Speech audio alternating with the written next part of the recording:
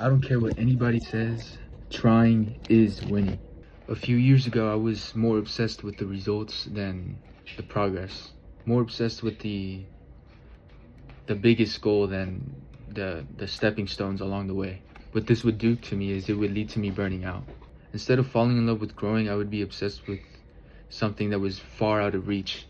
And obviously, I never got there, not just because of how far it was, but because of how my obsession over the biggest results led to me burning out because I never was able to obtain those results.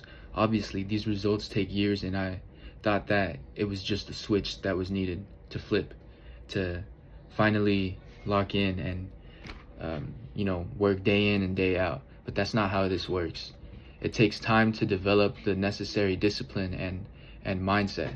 It's something you need to mold. It doesn't just happen like that. It takes time. And when you decide to focus more on progress, your day-to-day progress, rather than your biggest goals, and just hyper focusing on those goals that you won't reach for a long time, you actually start making progress. You actually start being proud of yourself. And it just turns into this big snowball of success rather than a big snowball of thinking that you're just not meant to be successful. When you fall in love with this progress, you start realizing that failure is a part of the process, which I'm sure you've heard that all the time. But when you fully accept this and you almost feel happy that you fail and you're able to reflect on your failures, that's when you really begin to grow. And that's when you're no longer scared to fail, which I think is the biggest thing for a lot of people. That's why a lot of people stay in the same place. Speaking from a Christian perspective, I think that's what also scares a lot of people away from God. There are some people who think that there are too many rules or just too much to sacrifice. The whole thing with being a Christian is you don't just flip a switch, like I've been saying. It's a transformation. It's faith being action. It's your faith growing into habits and actions that will transform you. It takes time.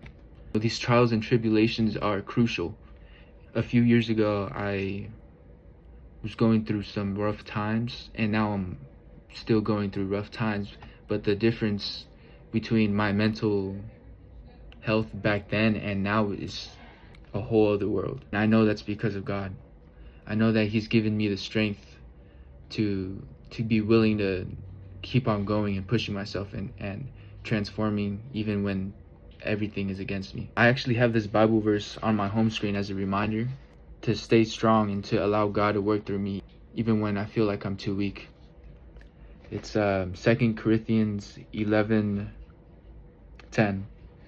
That is why, for Christ's sake, I delight in weaknesses, in insults, in hardships, in persecutions, in difficulties. For when I am weak, then I am strong. The Bible verse basically explains that whenever we are the weakest, that's when God is able to show His strength through us. And He's able to prove to not only us, but the people around us that He is strength, that His love beats whatever problems. He's bigger than whatever problem we have.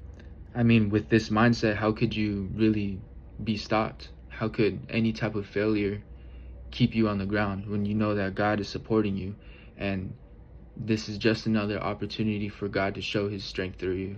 And I think that's amazing. When I think about this, along with everything else God has done for me and what He could do for you, it's a no-brainer.